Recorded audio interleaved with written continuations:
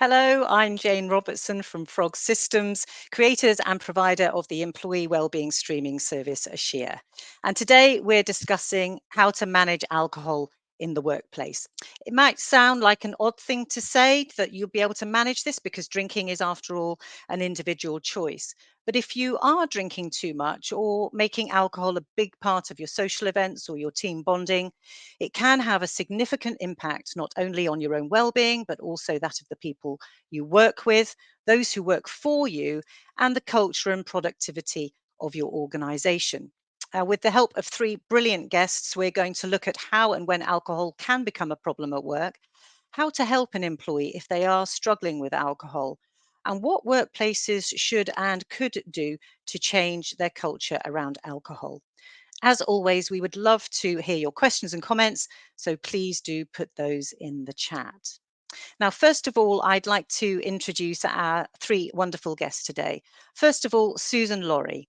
Susan is a training manager and project manager for the charity Alcohol Change UK, author of the book Rock Bottom and So to Sober Forever, a campaigner and contributor to the House of Lords Commission on Alcohol Harm, and she's spoken at the all-party group at Westminster on alcohol harm. Susan, thanks so much for taking part today. Thanks so much, Jane. Thanks for the lovely introduction. It's a real pleasure to be here to talk about something that's so important. Thanks, Susan. Faye Wright is a community champion for Alcohol Change UK. Faye has worked in financial services and banking for 30 years, and she has made talking about and raising awareness about alcohol in the workplace an absolute mission at the bank that she works for, where she is also a wellbeing lead. Welcome, Faye. Thank you so much for having me. Can't wait to get started and have a conversation about such a brilliant topic.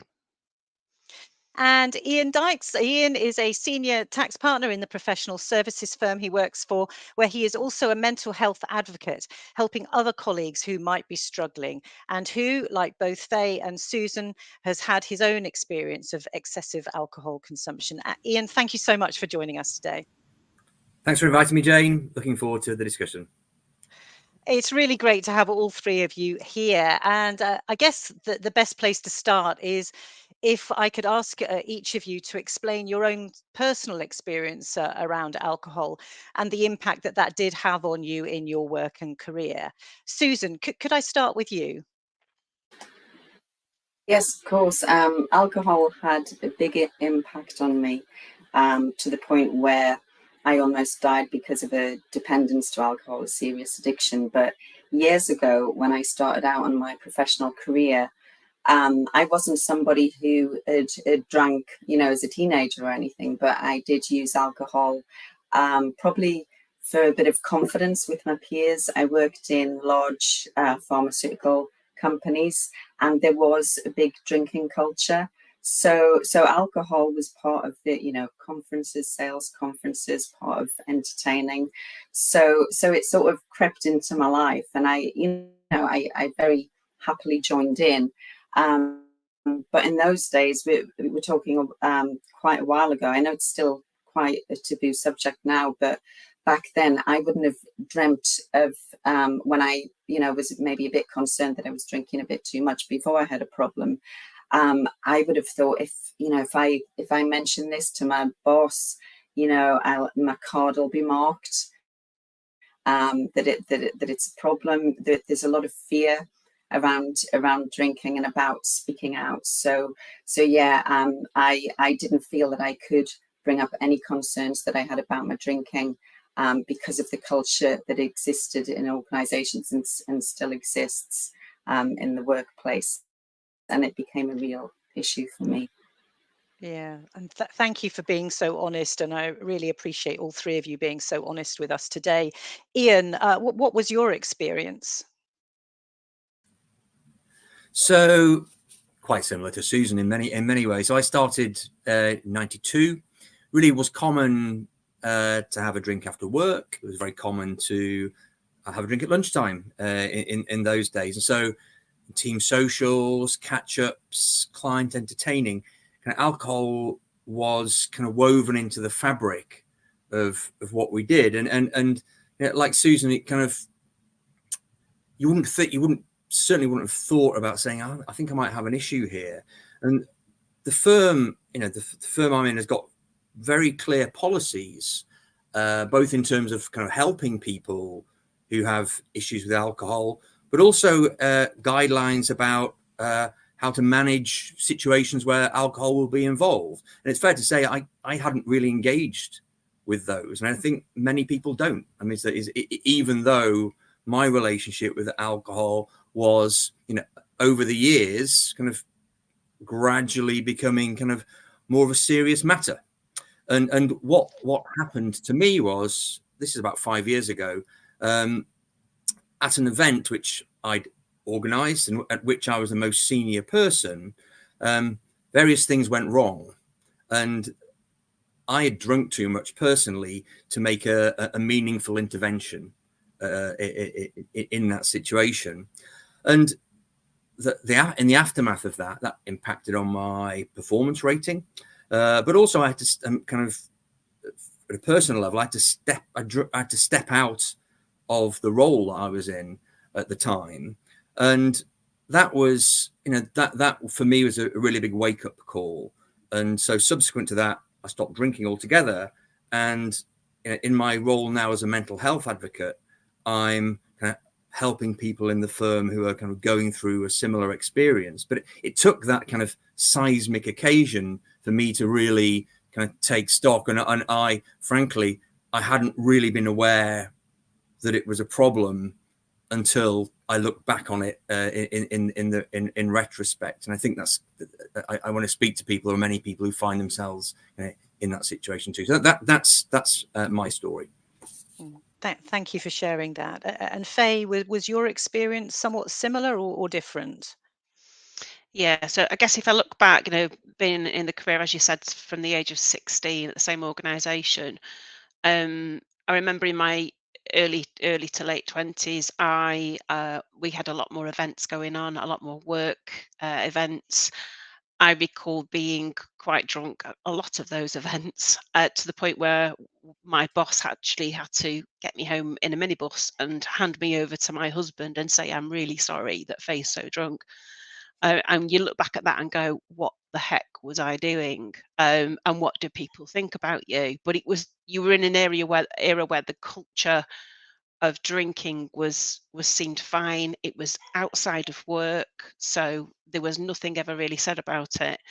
And that was kind of, then it was events and weekend drinking. And then as the years have gone by, and certainly through COVID, my drinking rapidly changed to drinking at home, where through COVID, I was actually up to about 2 bottles of wine a day, which is 20 Wow. units, which is 10 times the recommended weekly allowance of 120 units, I think I was on a week. So it was quite significant. Because I was working from home, there wasn't a lot of people noticed from an impact point of view, because I'm at home and nobody knew. I did stop putting my webcam on, though, because I was very conscious that my physical appearance had changed and I wasn't as confident coming onto webcams. I think the only time, part of the reason why I started to look at stopping drinking, was I'd had quite a few bouts of sickness in 2020, not COVID, ironically, but more sinus type infections, where I was off for quite a bit of time. And some feedback I had at the end of the year, which actually was a very good performing year for me, was you need to work on your personal resilience. In other words, you need to look after yourself. You're off sick too much. And that really resonated with me, because I knew that my sinus infections were caused from the histamine within the alcohol, which I'm allergic to. And so to me, I was off sick because of the alcohol, albeit an underlying issue.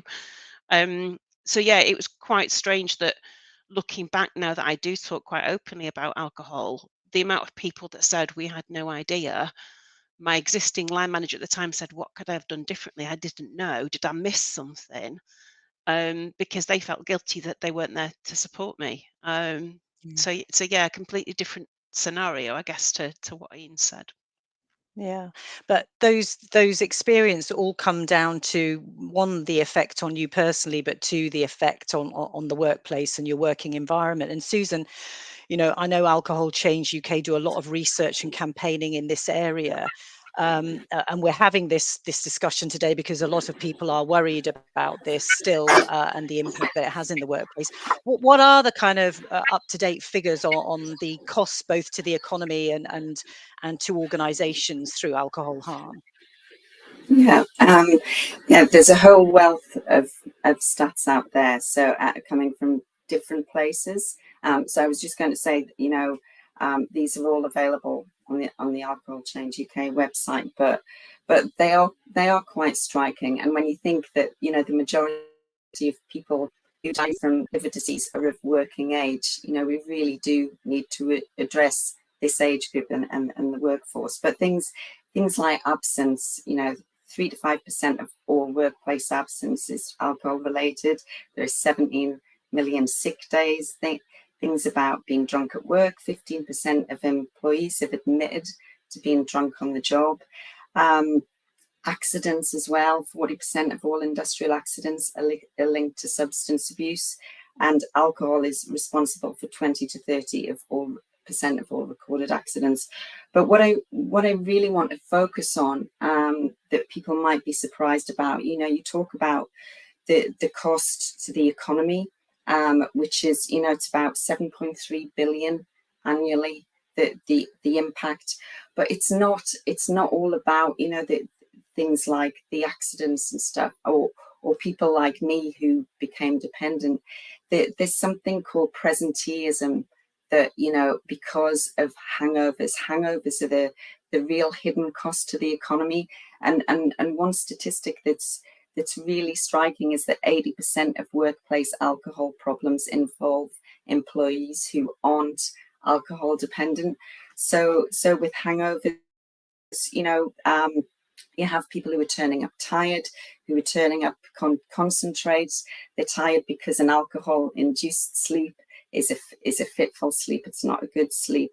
And so their quality of work, their remembering things is all impacted. So there are some really striking stats, about accidents and about sick days and things. But I think there's a big group of people who would never ever class themselves as having an alcohol problem or being alcohol dependent, but who are impacted at work because they're tired, because of their poor concentration. And this is having a really big impact, not only on individual organizations, but like you said, on the economy as a whole. It's really striking. And Faye, you were mentioning this piece about, obviously lots of us, like we are now, talking on a screen. It's so much harder to spot these things now as well. How have you tried to help your workplace sort of manage the fact that you've got people at home that you might not know have, as Susan said, don't even think they have a problem, but is starting to impact their work? Yes, so I started introducing conversations around alcohol towards the back end of 2021, when I was around 6 months alcohol free, and I found that there was not enough education and awareness, both from colleagues but also for line managers, on what Susan's talking about, which is classed as grey area drinking, which is the majority of people who are drinking too much, perhaps struggling to moderate, but aren't necessarily alcohol dependent. So they could go a few days or a week or a couple of weeks without the booze, but actually when they do drink, they just can't stop. And my campaigns and my focus through webinars with the support of Alcohol Change UK, but also now more and more colleagues who are coming forward and saying, actually, I'm alcohol free too. We've grown a fantastic network of support, and we constantly use things like the Alcohol Awareness Week, or Sober October, or Dry January, to have these webinars and to bring more colleagues into the fold and to support them with how they can reduce the drinking, because it's all about mindful drinking with Alcohol Change UK. But for those people who find that they actually want to have a break or stop altogether, we support those as well. And it's worth saying, I'm not a counsellor, I'm not trained, but we use our experiences and just support colleagues. And actually, that's, I think I'm up to about 25 people now who have actually stopped drinking through the work that we've been doing. Sounds like low numbers, but to me, that has significantly impacted and changed their lives.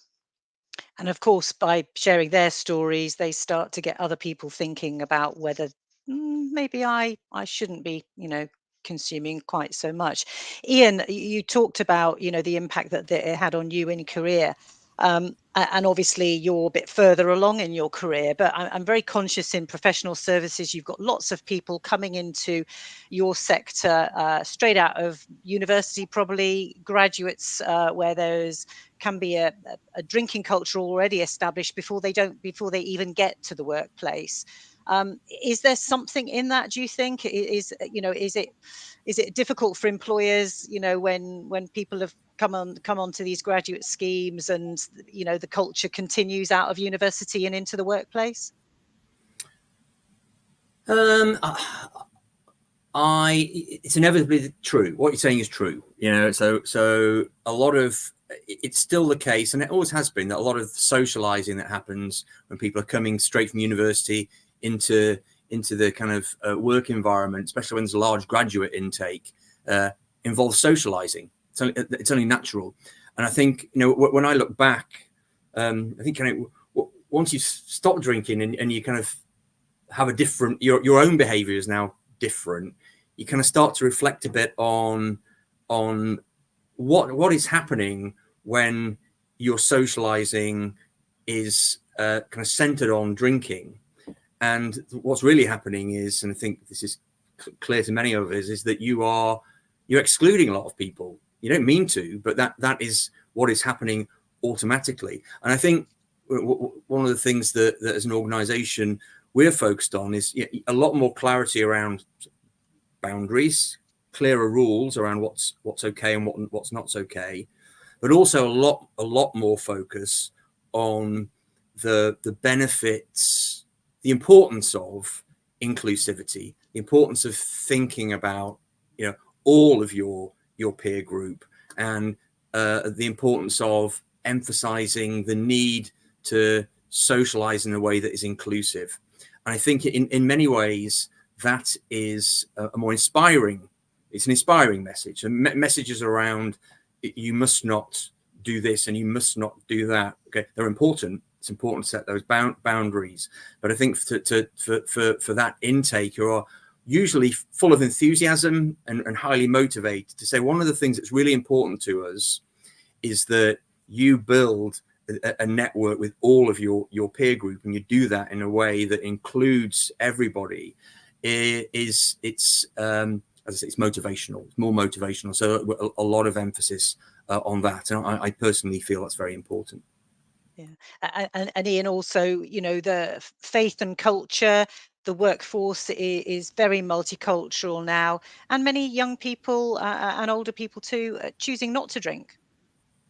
Completely. I mean, that's partly to do with faith, but it's a lot to do with circumstances. And there are people at all different stages of their lives, either who have never really drunk, have chosen not to, prefer not to, but also people for whom the time that you normally go drinking is like, it's not going to work for them because they've got commitments, and whether that's children, parents, whatever that might be, it's just thinking about that as well. And there's so many dimensions to this, or to inclusivity, that are really important. And so, yeah, I agree. And Ian, a question here from the JOMO Club, and I know the JOMO Club because Gemma, the founder, worked in a similar sort of industry to you, and found during the pandemic that she was at home and drinking more than she needed to, and as a result has set up this Joy of Missing Out Club. I think that's what JOMO stands for. Yeah. But she's saying, can you actually see the change in the culture now compared to those boozy times that you talked about? It's hugely different in reality, but it has happened kind of. I don't remember a time kind of over that period where there were edicts about it. It's just it felt to me as though it was happening kind of naturally. And really, my story is pretty much the story of somebody who wasn't going with the flow on that. I was kind of, some of the older habits remain ingrained within me, whereas I do think kind of culturally there is there's far less of that these days overall. But you do see it in pockets, I think. But it's a really good point. And I think I love the idea of the joy of missing out, and kind of that's kind of very much where I am now. And it was one of those people who would have been the last to go to bed, etc. And now you kind of reach a certain point in the evening, it's like, I'm going now, and I'm really happy to be going now, kind of thing. So yeah, good title. And Susan and Gemma, thank you very much for that question. Susan, I just want to come back to you really, because obviously you go into workplaces, very regularly. What are you seeing in the workplace, and how does your training help those workplaces change their attitude? I think what I see is there is still this stigma around alcohol, and I'm so in awe of people like Faye, what she's done in her organisation, and Ian, because there is still this fear around and stigma around alcohol, and Ian and Faye have both touched on things. We really do need to change cultures, and this has to come from top down, creating an environment where people feel comfortable and feel safe to speak to people about their drinking. What I like about Alcohol Change UK as well is that it's absolutely not anti-alcohol.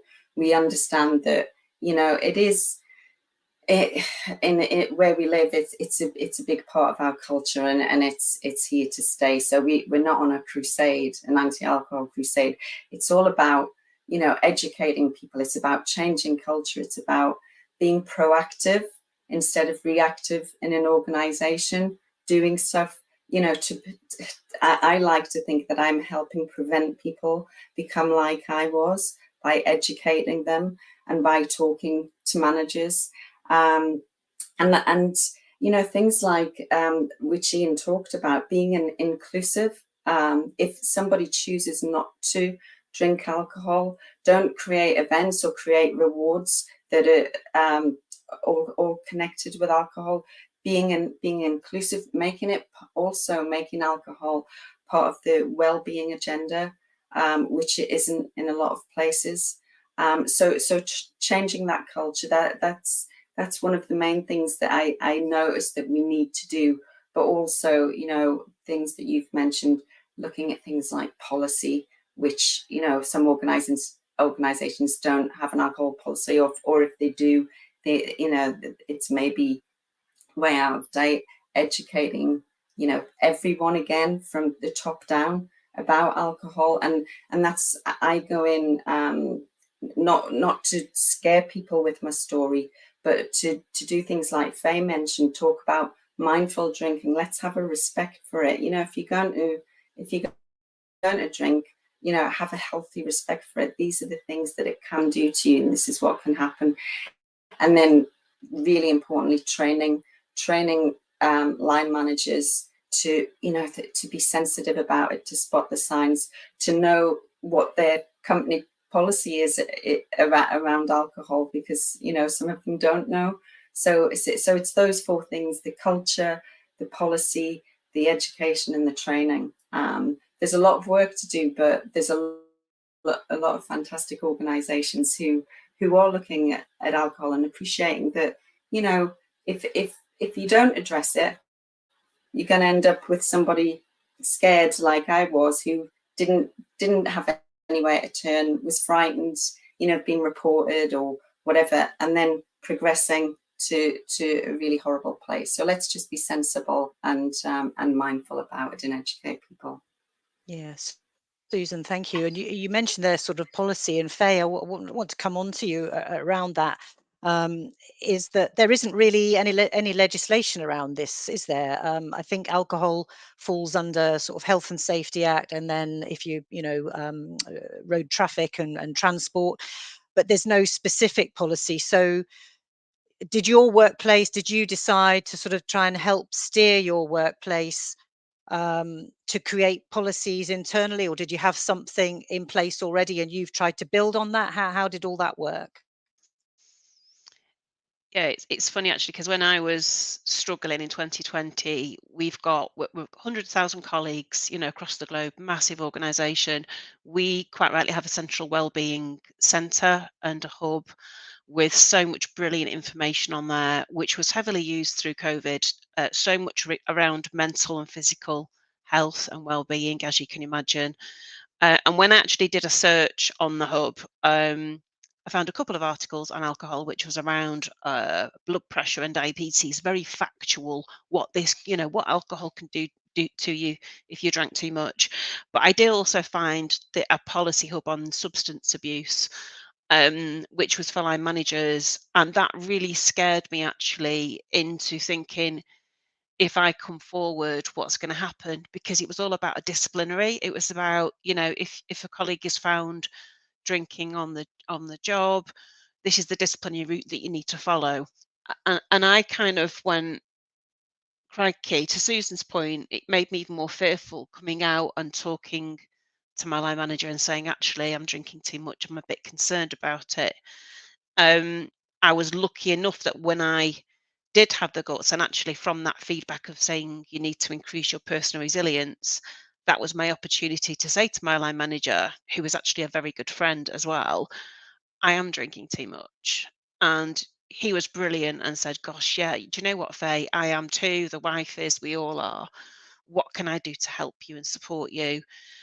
So the work that I've been doing, and to be fair, the policy is spot on and it is in place, and it's quite right. If there's somebody that is drinking on the job and that becomes a health and safety issue and it's dangerous, quite rightly we should be looking at the disciplinary route. Equally, if somebody isn't performing correctly or to their ability and they're missing the deadlines or their objectives, it goes down the capability route in terms of, you're not performing, let's set some objectives and how can we help you.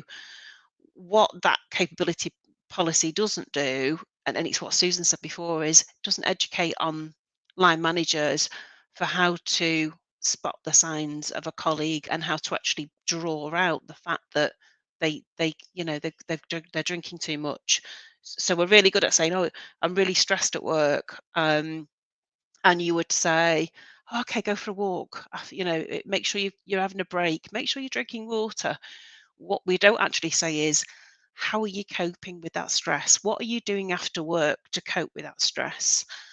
Because I know from talking to the colleagues where I work, a lot of people that are using alcohol to de-stress at the end of the day. And that is a daily routine for them, which then becomes a habit, which then becomes harder to control. So the work I'm doing doesn't necessarily hit those policies or touch those policies.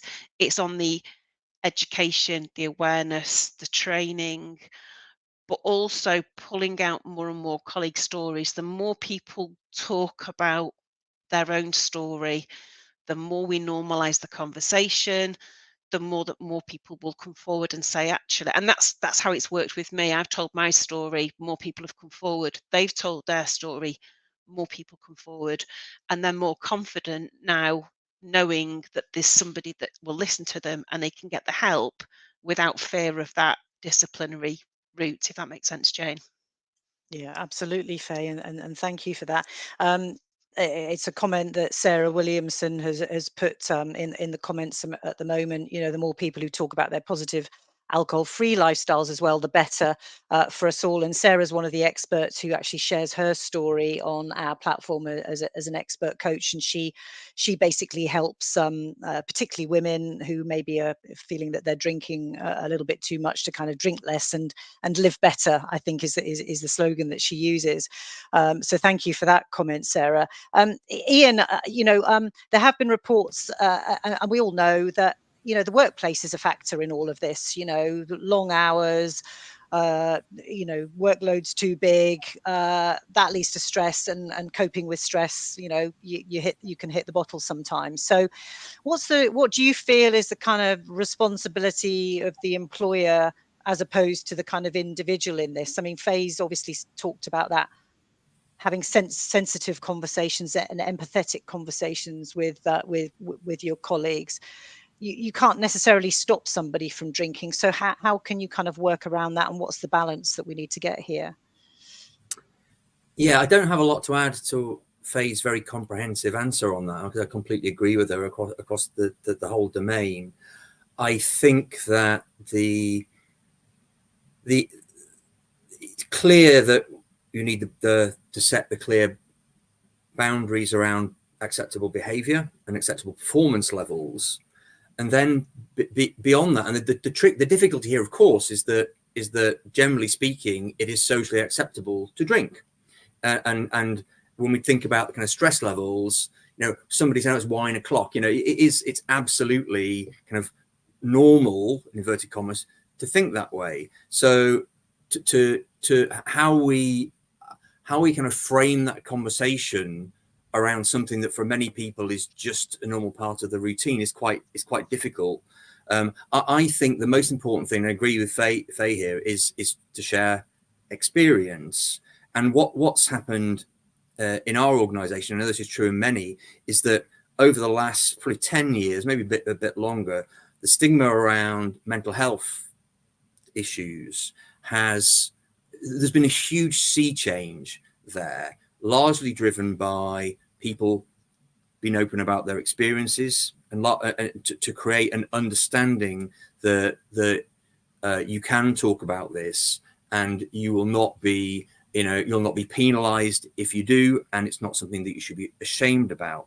I think because alcohol plays a slightly different role in our lives, we're not yet universally at the stage that we're perhaps more commonly at with wider mental health issues. And I think what Faye is doing is exactly what's needed. And I think that it's the best way of broaching these issues sensitively and with care within the organization. So I think that the broadening of those conversations, those mental health conversations, into conversations around how we're using alcohol and the relationship that alcohol can have with stress, it is an important next step for many organizations as we kind of start to address this issue. So that would be the most important thing from my perspective, I think. And then you can begin to teach people managers within the organization the skills that they need to try to understand and differentiate between those situations where some kind of intervention, some kind of help and advice is necessary or seems as though it will be beneficial, and those where it isn't. And it's that's an extremely difficult thing to judge, I think. And so I think that's where we're going, is what I would say. Yeah, Susan, I want to come to you on that and talk about what can employers do apart from the sort of policies and on top of this culture of sharing more personal stories and being more empathetic about the issues that cause stress and mental health as well. Interesting in the comments at the moment about the entertaining and the socializing side.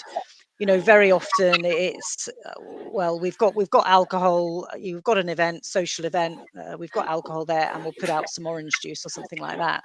And actually, if you could have a wider spread of things that can be consumed, is that a way to sort of make things seem little less reliant on alcohol in terms of socializing, team building, all the rest of it? Yeah, absolutely, definitely.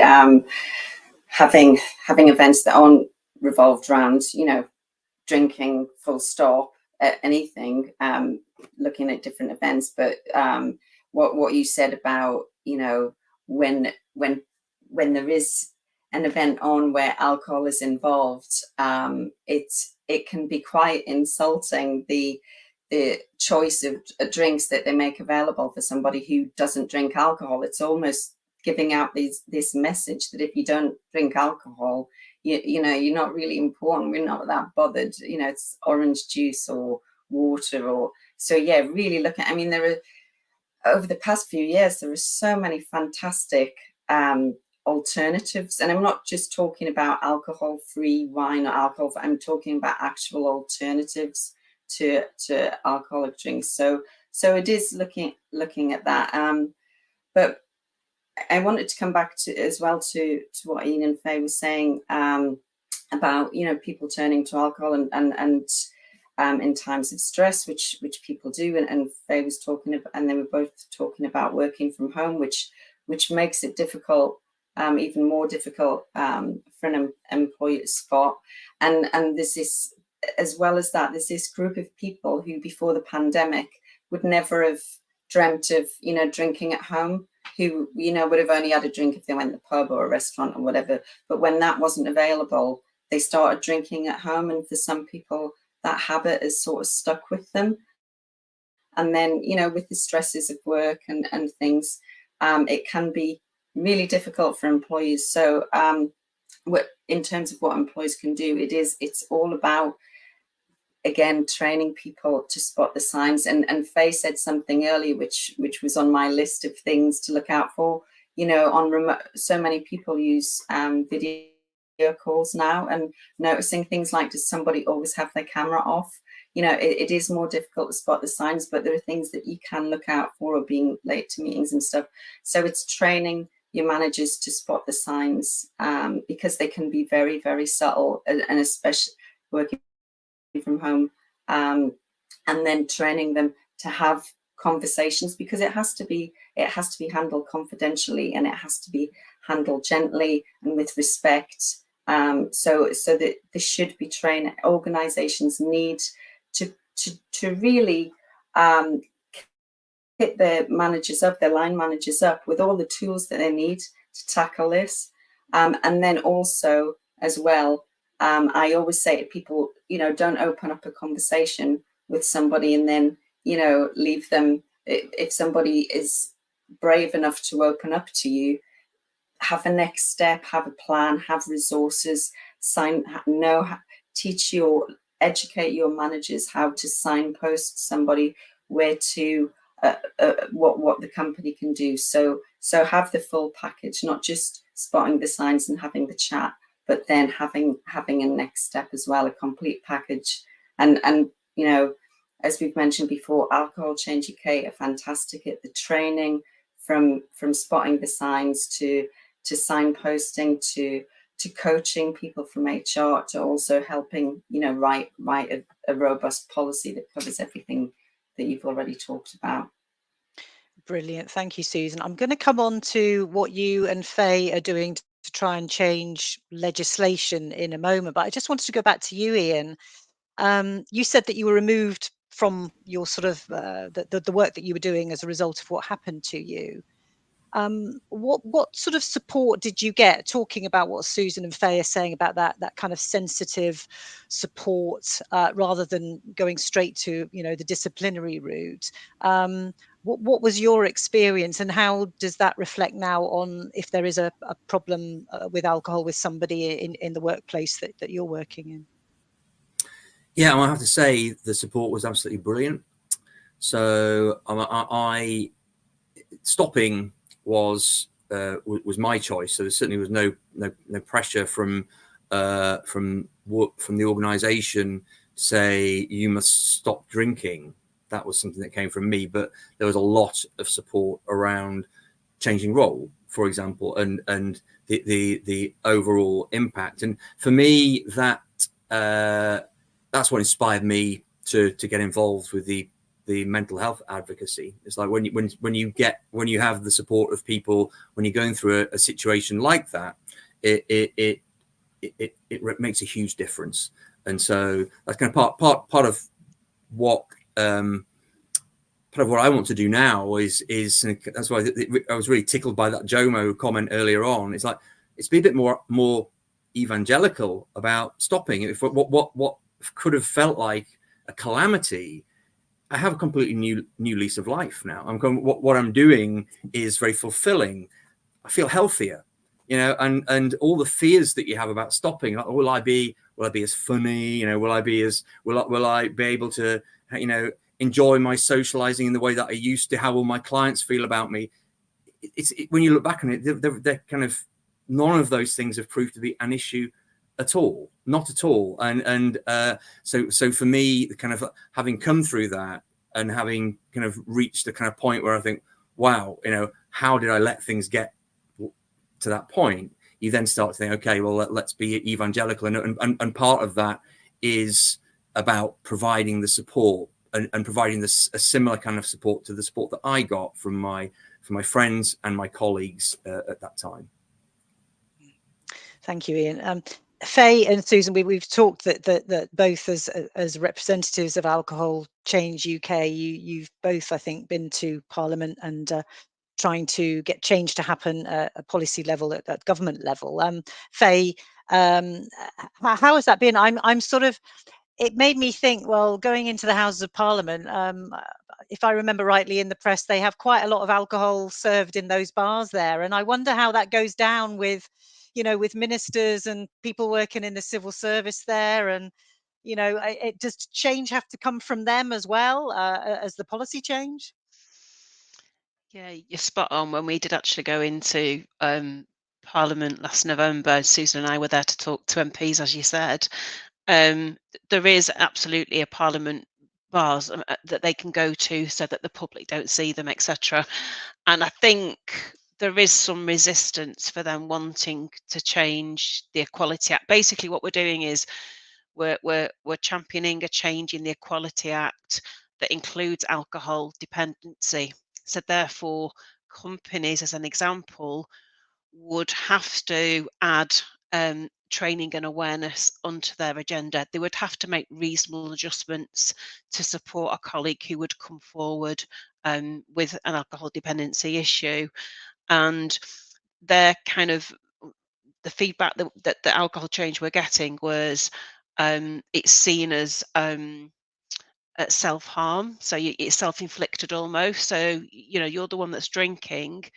They didn't feel it should be part of the Equality Act, whereas things like bulimia are actually part of the Equality Act. So, and actually in other countries as well, it's absolutely included. So we've got a long way to go still, and I'm so sure that Susan will agree with that. We have had conversations with Annalise Dodds, who's the Shadow Chancellor of Women and Equality. She was very, very supportive, amazing lady. She did say that it's very, very difficult to make this change, but she was very much supportive and on board. There is also a not a questionnaire, but a what's the word I'm looking for, Susan? A signature. Sort of survey? Petition. Petition. There's a petition going around at the moment, so that we can get enough signatures that will go forward. So I've no doubt in the future this change will happen, because the way that alcohol is perceived is changed, as you said. Not as many people are now drinking. They're choosing to stop drinking. They're choosing to use alcohol-free alternatives. So I think that change will happen. It's just how long will it take? And in the meantime, how many people will struggle in the workplace and won't come forward for fear of disciplinary or discrimination, possibly. Yeah. Susan, do you want to pick up on that in terms of what you hope the change will be? Yeah, I mean, Faye's covered it beautifully, but my role is using my experience to act absolutely convince people that this isn't a choice. Nobody chooses to live like I was living in the end. It was horrible. And I tried for years, so many times, so hard to get sober, to, from everything from counselling and Alcoholics Anonymous to being dragged kicking and screaming in a rehab a couple of times. So nobody chooses to be like this. So for it not, the whole Equality Act, Faye's done, she's spoken about that, like I said, so well. For it not to be included, it's just, it's just plain wrong. But there's a lot of work to do. So my role, what I see my role as, is, getting up there and telling my story, trying to take away stigma around this. You know, this can happen to anyone. And the work we're doing, you know, educating and training in the workforce hopefully helps prevent, and it is being proactive. But, you know, we also need to protect people who you know, maybe do develop a problem, and that's what we're fighting hard to do now. Brilliant. Thank you, Susan. And it's lovely to see some of the comments, and Janet from the co-op, who is obviously doing great work there.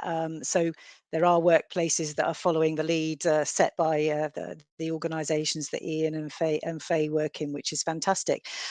If anybody does have a question that they'd like to ask the panel, do get them in now, because what I'll ask everybody to do now really is share their sort of final thoughts and what they'd like to leave you with as a message to take back to your own workplaces. But if you do have a question, please pop it in the chat, and we'll answer that in a moment. So Ian, I guess coming to you, perhaps I could just ask you to, you know, to say what you would, what's the message, the tip that you'd like to pass on to somebody who, you know, is going to go back to their workplace from this conversation that we've had today, and think about what they can do to try and improve their approach around alcohol. Oh, Ian, you're on mute. Sorry. It was always going to happen, wasn't it? So I am. So, well, based on what I've got some ideas myself, based on what I've heard, but based on my own observations, I just want to re-emphasize that point again about emphasizing inclusivity. For me, I think an overarching point that's very important is that one, because I think that's it's kind of motivational, and also sharing, encouraging people to share experiences is another critical one. I think kind of finally this kind of evangelism for not drinking, I think, as well. I think that's you know, from a personal perspective, something that's come out of the conversation today, you know, it can be inspiring, and I think that's really key. So there's just a few things that that I've taken from this. Well, that's fantastic to hear you're inspired as well as our audience today. And Faye, if I can come to you next, and actually Janet has asked a quick question there. What do we think about workplace bars? Could you sort of include that in terms of, you know, what you'd like to say about that, but also, you know, what message you would like to leave with people today? Yeah, super. And hi, Janet. I think we're connected on LinkedIn, aren't we? So hello. I think the culture has changed with workplace bars. We used to have a bar in our social club on site. I actually work in a remote site in the middle of the countryside, so the majority of people drive to that location. There was a workplace bar, as well as a local pub that was in walking distance, which was heavily used throughout the summer period during the lunch hour. That has closed. The bar has disappeared, and actually now there isn't any alcohol served where I work throughout the day. Any events that happen post kind of the 5 o'clock, where we do have so many brilliant colleague engagement events, which are actually free for the majority of the time, which is brilliant. But I've actually reached out and I've spoken to our catering teams. I've made them aware of the work that we're doing. And to what Ian was saying before around, you know, it's not just about people wanting to not drink. There's a, you know, a faith and a you know, a multicultural aspect to it. They're now providing alcohol-free options, really nice alternatives to colleagues, because, as I said, most people are driving. They might only have one beer anyway, and then go on to an alcohol-free option. So in the organisation I work in the location where I work in, there isn't any drinking during the day. That said, I know we have inner city branches, if you like, where they are close to the pubs and they will still be going out drinking during the day. To my knowledge, though, across my organisation, there's no alcohol bars actually within the workplace. Thank you, Faye. Which is a big change. And is there a sort of short message that you would like people to take away from the experience that you've had and the work you've been doing? I think my advice to anybody who wants to bring the conversation of alcohol into the workplace is start small. Especially, you know, 100,000 people, where do you start? And I started small. I started locally. I pulled in a few people from the sober community. So there's a lot of sober community on Instagram. Sober Dave became a really good friend of mine. So I pulled Sober Dave in, as well as a couple of other people who I knew were alcohol free. And we just started to have webinars and start the conversation. And it built from there. So it's the webinars, the conversations. What material have you got in your wellbeing portals or online? Can you ask your wellbeing team to include more educational materials? What is grey area drinking? What happens when you drink and you've already got anxiety and stress? Actually, it will increase it. Why is that? What happens if you're drinking and you're going through the menopause? There's so many different brilliant educational topics that we could be writing and providing to colleagues in the workplace. And then finally, as we've already alluded to, is seeking out education and training for our line managers and our wellbeing champions to spot the signs and have those really important, confident conversations. Brilliant. Thanks, Faye. Fantastic advice. And then Susan, to round up, really, what would you like to leave people with today? What I'd like to leave people with is something so important, that, you know, this is about people, and you might have a really valued and well-respected colleague or employee who at this particular moment in time is struggling. It's, you know, it's might not be something that would develop into a permanent thing. They might be just going through a tough time now, and if you support them and help them, you can make all the difference, you know, rather than it being, like we've said, a disciplinary issue, or them being too frightened to ask for help and then, you know, things progressing. So it's about people, and it's about looking out for things and helping people over what, like I say, might just be a little blip. And obviously to reiterate that the things that we've talked about, the education, the training, the help with policy, the webinars, you know, talking about spotting the signs and helping people. Alcohol Change UK have fantastic people who help organisations and workplaces to help people who, you know, we do value, and we can do simple things to help get them through what is a tough time for them. Thank you so much. That's absolutely fantastic. Yeah, if anybody wants to have a look at Alcohol Change UK is the website to look at.